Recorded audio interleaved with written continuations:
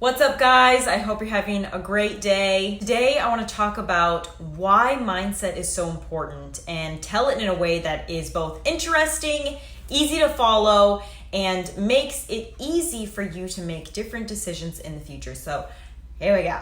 Helping me with this today is going to be our handy-dandy whiteboard and the few colors that I have left. So, I don't want no haters coming at me like, why is the grass black? That doesn't depict real life. Of course it doesn't depict real life, okay? But we're in a quarantine and I don't want to go to Target to buy more markers. So just bear with me and listen to the message on the whiteboard. Okay, guys, so how I really want you to think about mindset in your mind is like this.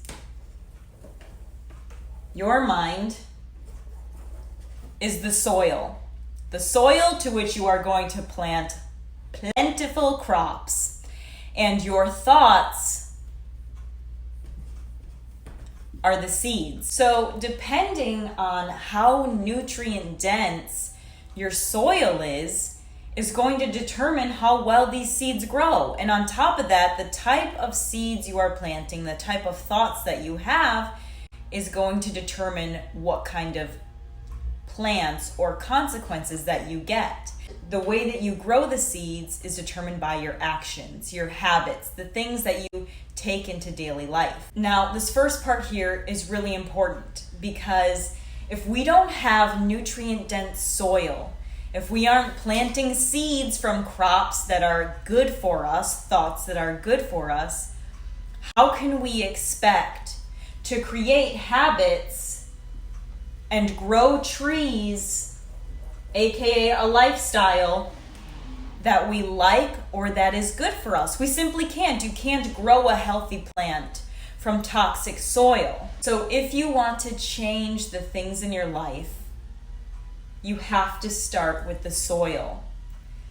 You have to start with the mind so that you can think thoughts that are going to grow better crops, that are going to determine greater actions, that are going to lead to more fruitful and bountiful consequences in your life.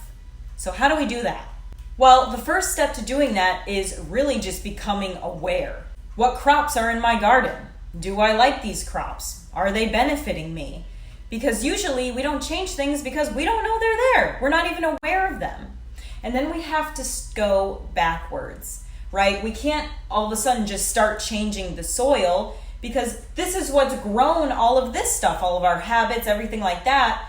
So we have to start working backwards, little by little, starting from the top, find out what's down here that we need to change, and we need to take small steps to change it little by little. Usually when people fail at their goals or trying to change habits, it's because they're only addressing what's up here, chopping down this tree, but they're not addressing what's down here, right? Because we forget trees have plants, they have seeds. So even if you cut one bad habit out, the seed still falls and gets planted in this same mindset, which continues to grow other things that you don't want in your life because you have to fix the mindset. You have to fix the soil, which means sometimes you have to dive deep into the problems that you can't solve because you can't see. This is why getting outside help like coaching or therapy is really beneficial because it's a third-party view that helps us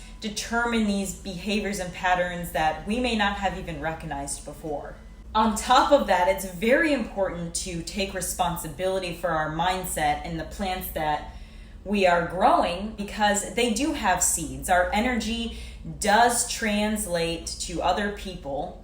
And if you have children, if you have friends, you are passing those seeds on to other people. Your behaviors, your patterns, your habits. And in another video, I'll talk about generational trauma and how that's passed on. But for the sake of this, it's just emphasizing how important mindset is because it's not just affecting you, it's affecting everyone around you as a whole. Now, once we've become aware of all the crops in our garden, what's not benefiting us, what we kind of want to get rid of, we can't just get rid of it without replacing it, or else there's just going to be a hole. And when there's a hole, we get anxious. We have to fill it with something. So before we do all that, let's determine where we actually want to be. What do we actually want to plant there instead? When we have a destination, we have a mission, then we can figure out how to get there. But if we don't have a destination or a mission, we're just gonna keep driving around in circles, or we're never gonna leave the parking lot. We're never gonna grow any new crops, because what's the point? So figure out what habits, what beliefs, what kind of person you wanna be, so we can figure out how to get there. And little by little, we start the process of erasing, disputing, and replacing our bad thoughts, habits, and negative cycles that we get trapped in. Some of these are going to take longer than others, so don't get frustrated or worried if you have to keep coming back to something. Just be happy with your progress, because once you start acknowledging the things in your life you want to change, it will be impossible for you to go backwards. So be easy on yourself, give yourself props for doing the work, and I'll see you in the next video where I talk more about generational trauma and going deeper into how to replant your seeds. So I love you guys, here with you till the end, and I'll talk to you soon.